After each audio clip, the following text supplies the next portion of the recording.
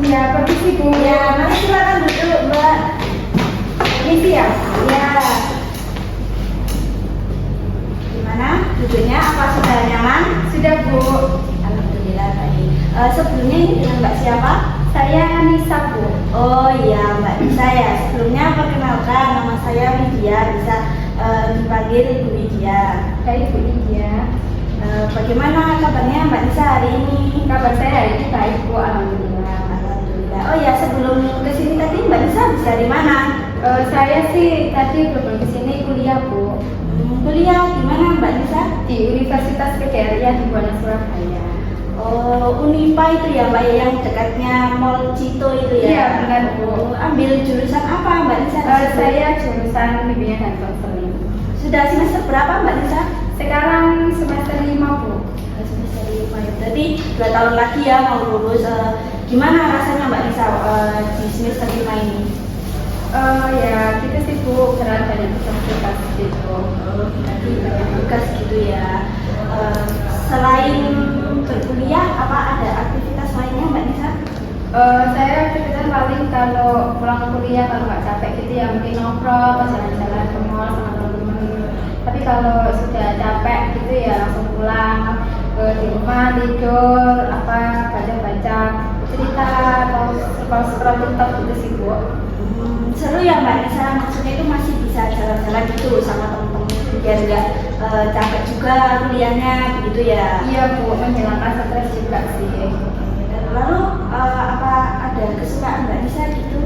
Saya akhir-akhir ini lagi hobi bikin ini sih Bu, bikin gelang manik gitu. Tapi hari ini saya tidak pakai deh. Oh iya iya, wah menarik sih Mbak Nisa. Kebetulan juga nih saya juga suka sekali pakai gelang dari manik-manik gitu. Mungkin nanti di lain kesempatan kita bikin gelang sama-sama gitu Mbak. Iya boleh Bu.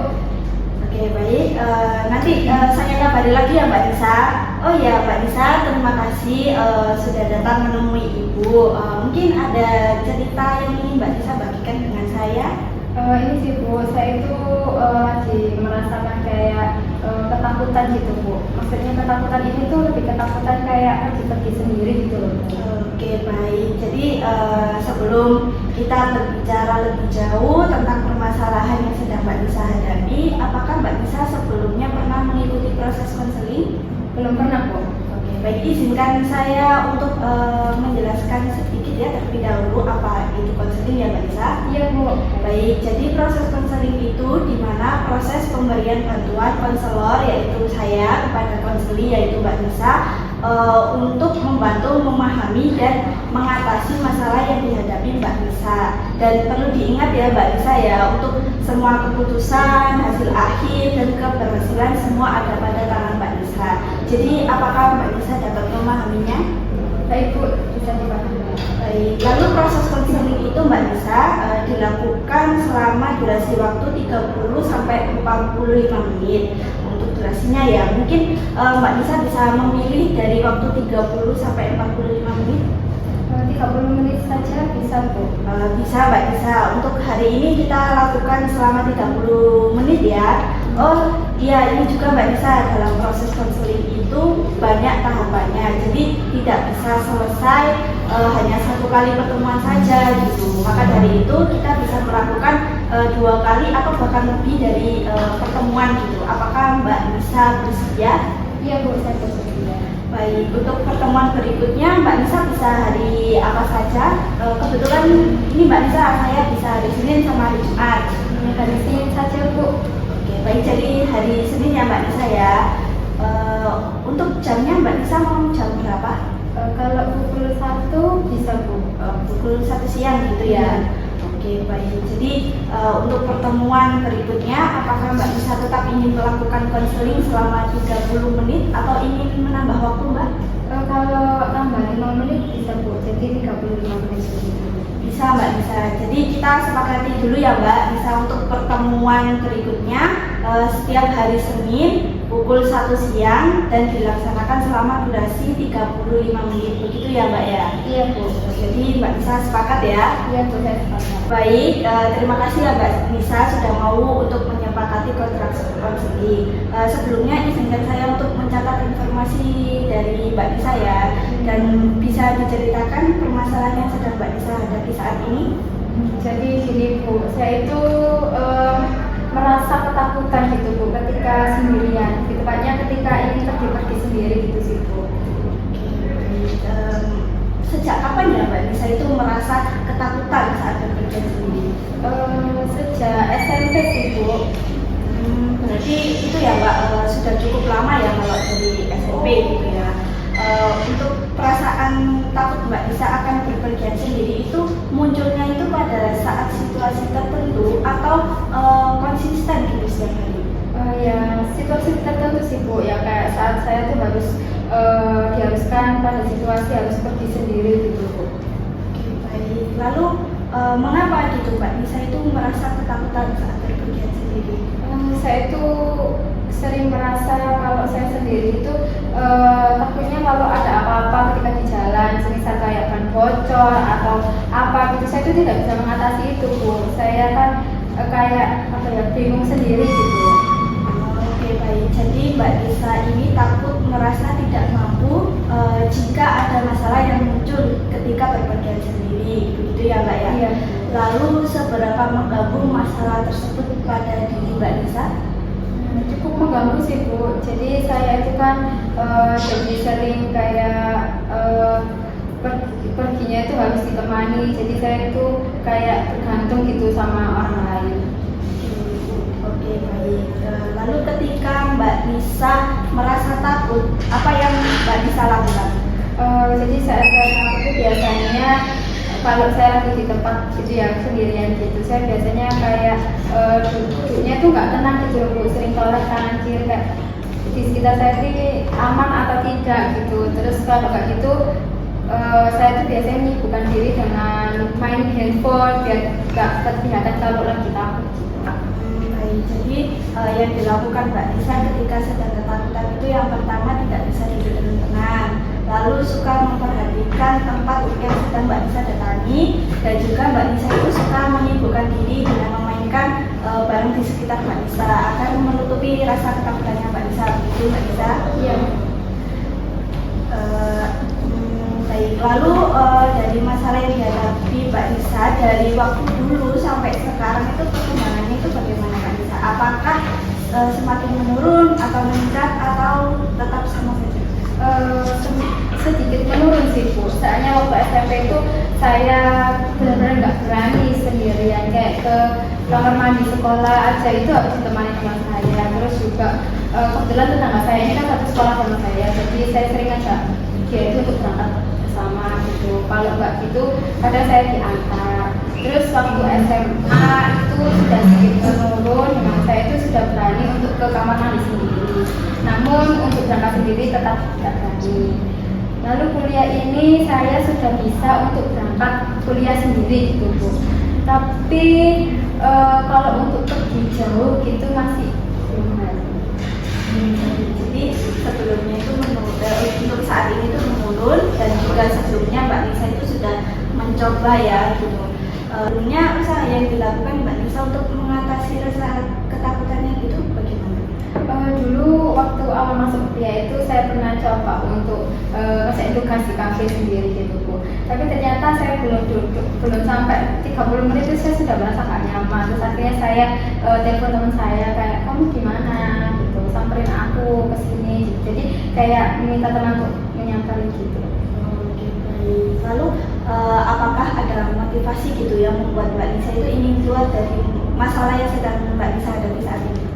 Ada sih Bu, jadi waktu itu kan saya nongkrong gitu ya, kayak di kafe sendiri gitu. Terus saya juga masih merasa gak nyaman. Saatnya itu saya menghubungi teman-teman untuk itu loh, apa kayak temenin aku gitu. Tapi ternyata teman-teman saya tuh banyak yang nggak bisa semua. Misalnya dari itu saya mikir kayak jadi itu kan saya merasa kayak saya ini tergantung sama orang. Oke, baik. Jadi Mbak Nisa itu sudah berusaha ya untuk mengatasi rasa ketakutannya tadi dan sudah mencobanya, namun tetap Mbak Nisa itu masih tidak bisa berpergian sendiri gitu. Lalu apakah Mbak Nisa itu memiliki usaha gitu untuk kedepannya?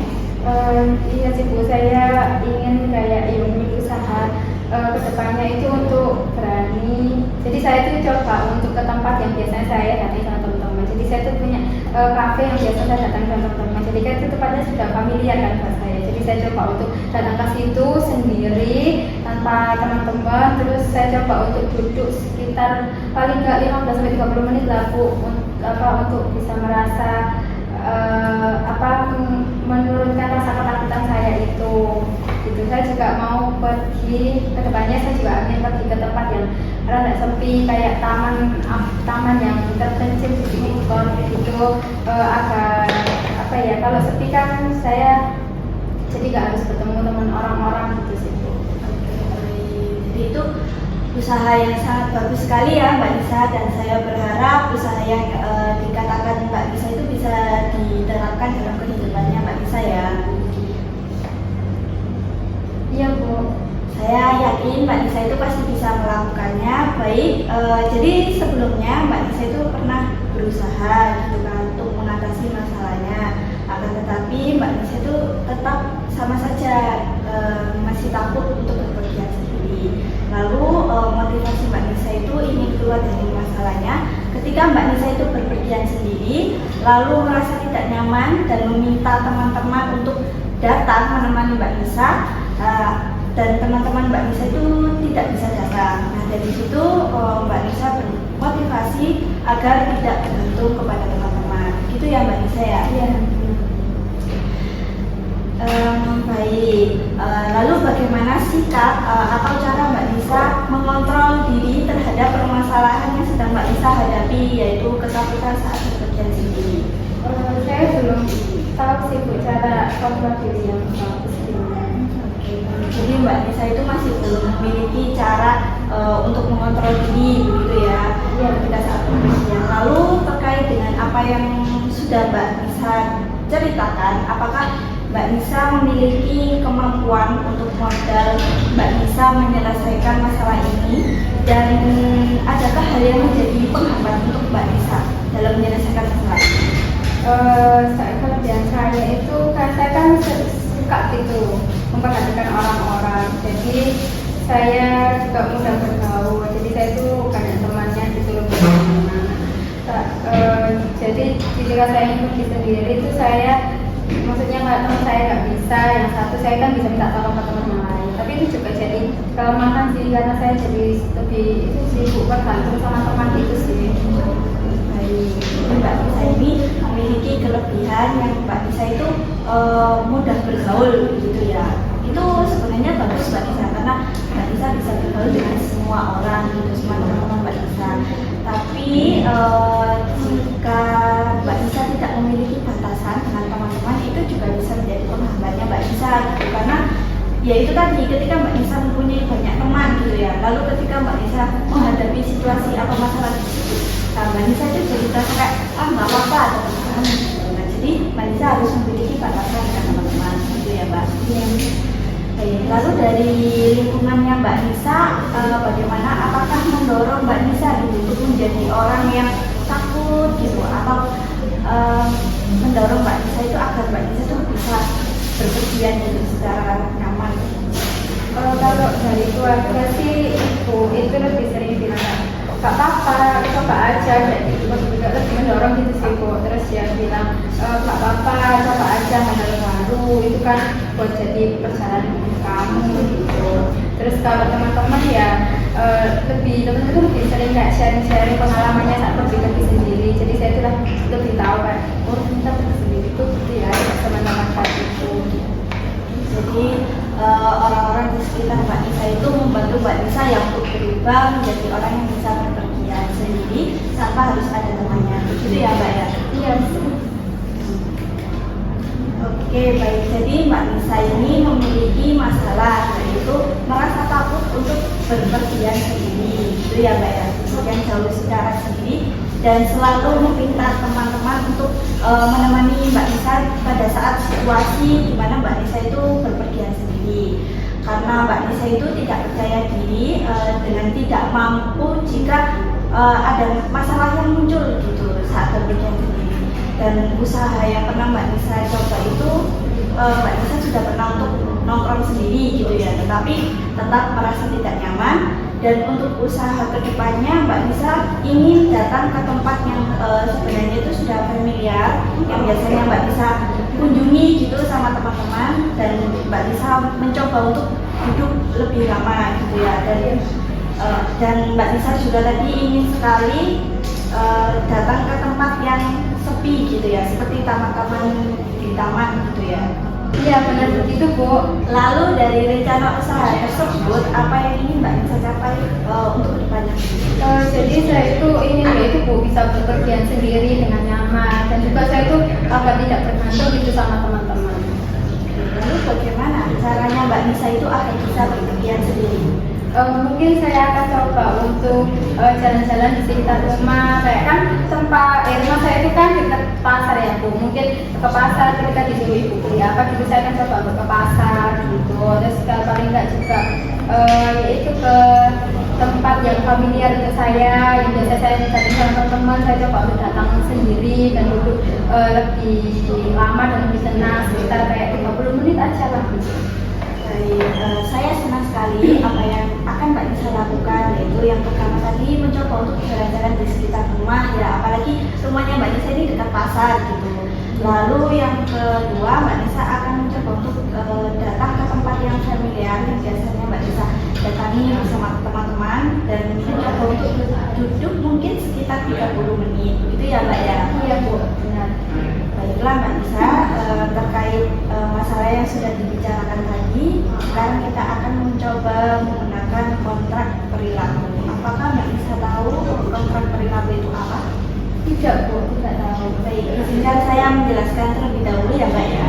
Jadi kontrak perilaku atau behavior contract itu perjanjian dua orang ataupun lebih untuk berperilaku dengan cara yang diberikan dan untuk menerima hadiah bagi perilaku tersebut. Kontrak ini juga menegaskan harapan dan tanggung jawab yang harus dipenuhi dan konsekuensinya. Apakah Mbak Nisa bisa memahaminya? Baik Bu, saya paham dengan kontrak perilaku itu. Oke, baik. Lalu apa ya yang biasanya membuat Mbak Nisa itu merasa takut sebelum Mbak Nisa itu pergi sendirian?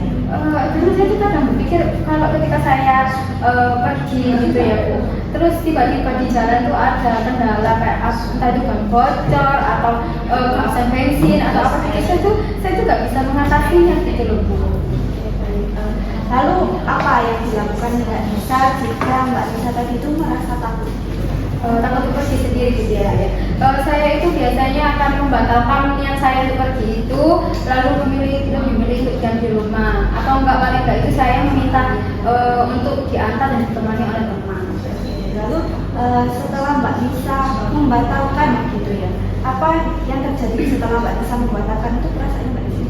Saya ya sedikit lega ya Bu, karena bisa lebih memilih di zona aman gitu. Tapi juga kadang merasa bersalah karena jadi saya itu tergantung terus sama orang gitu.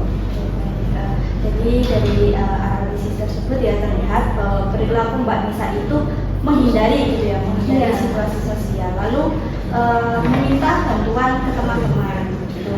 Jadi perilaku yang ingin diubah itu Mbak Nisa menjadi berani atau tidak takut gitu untuk berpergian sendiri dan tanpa bergantung pada teman-teman. Gitu ya Mbak ya? Iya Bu. Baik, selanjutnya di sini ada kontrak perilaku, bisa Mbak Nisa isi dengan ini, bisa Mbak Nisa tuliskan nama, tanggal, lalu hal-hal yang mungkin bisa Mbak Nisa lakukan agar Mbak Nisa itu tidak takut untuk berpergian sendiri. Lalu di sini juga ada usaha bisa dikatakan berhasil itu jika Mbak Nisa sudah mencapai apa. Lalu ada jika Mbak Nisa itu berhasil melakukan, Mbak Nisa akan mendapatkan reward apa, dan jika Mbak Nisa gagal, apa yang Mbak Nisa dapatkan atau apa yang Mbak Nisa tidak dapatkan. Nah, di sini bisa dituliskan. Ini silakan Mbak Nisa. Saya boleh ambil kacamata dulu ya? Oh ya, boleh Mbak Nisa. Oh ini diisi nama saya ya? Ya.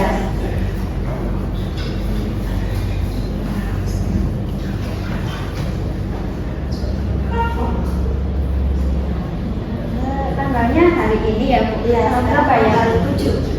Setuju.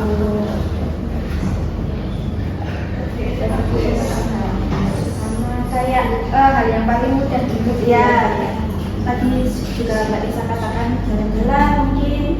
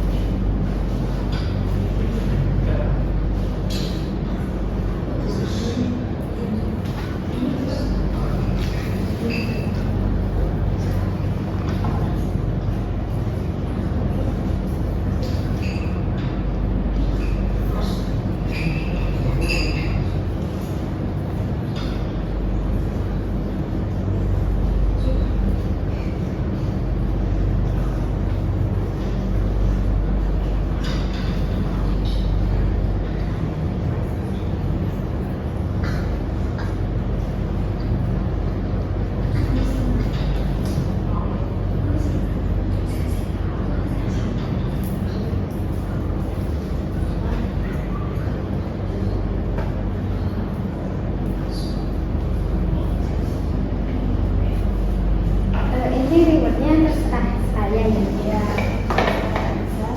Apa ya? Kalau saya suka koleksi photocard itu boleh saya boleh.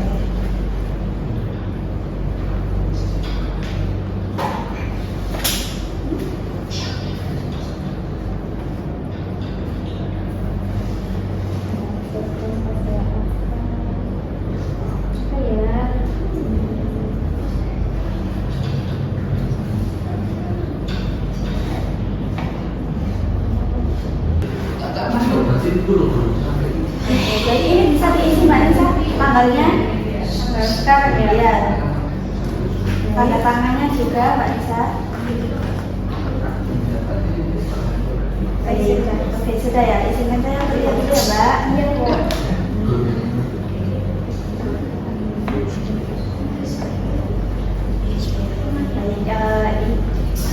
Untuk kontrak perilaku yang sudah Mbak Nisa tulis itu sangat bagus. Sebelumnya saya izin tanda tangan dulu ya Mbak. Iya, Bu.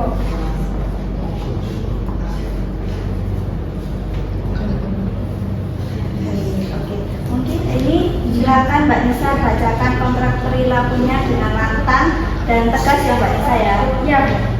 Saya, Lilis Koordinator Nisa, pada tanggal 7 Oktober 2024 menyatakan bahwa saya setuju melakukan hal ini. Yang pertama, berkeliling di sekitar rumah selama 15 menit dalam waktu 1 minggu ke depan. Yang kedua, mencoba datang sendiri ke kafe dan duduk minimal 30 menit. Yang ketiga, jalan-jalan sendiri ke mall.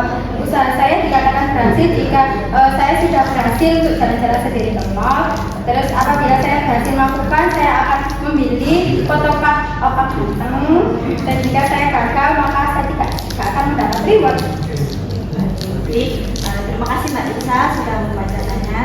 Saya Mbak Nisa bisa melakukannya ya. Untuk kontrak perilakunya saya bawa dulu ya Mbak. Nanti saya scan, saya kirimkan ke WA Mbak Nisa ya, agar bisa menjadi agar saya bisa memantau Mbak Nisa untuk kedepannya. Baik, bagaimana perasaan Mbak Nisa setelah melakukan proses konseling hari ini? Oh ya, lega sih Bu, karena sudah bisa menyalurkan apa yang saya rasakan. Ya, alhamdulillah. Mungkin ada pertanyaan dari Mbak Nisa? Itu kontrak kontrak perilakunya saya bisa mulai dari kapan? Bisa dimulai dari minggu ini Mbak Nisa. Iya, baik Bu. Baik, jadi Mbak Nisa bisa melakukan dari minggu ini. Nanti Mbak Nisa catat gitu ya, bagaimana perkembangannya Mbak Nisa dari hari ini, besok sampai selanjutnya. Gitu. Nanti akan saya hubungi juga Mbak Nisa gitu ya. Iya Bu. Oke, baik, terima kasih ya Mbak Nisa. Oke, baik, hari ini cukup sampai di sini dulu ya Mbak ya. Nanti kita akan bertemu lagi pada hari dan jam yang sudah kita bicarakan di awal tadi ya Mbak. Untuk minggu depan saya akan melihat progres apa yang sudah Mbak Nisa lakukan. Baik Bu, terima kasih ya Bu atas waktunya. Ya, sama-sama Mbak Nisa. Jika Mbak Nisa mengalami kesulitan atau keraguan, nanti bisa menghubungi saya ya Mbak Nisa. Ya baik Bu. Terima kasih ya Bu. Ya, Saya permisi dulu. ya Mbak Nisa. Assalamualaikum. Waalaikumsalam. Hati-hati ya Mbak Nisa. Ya.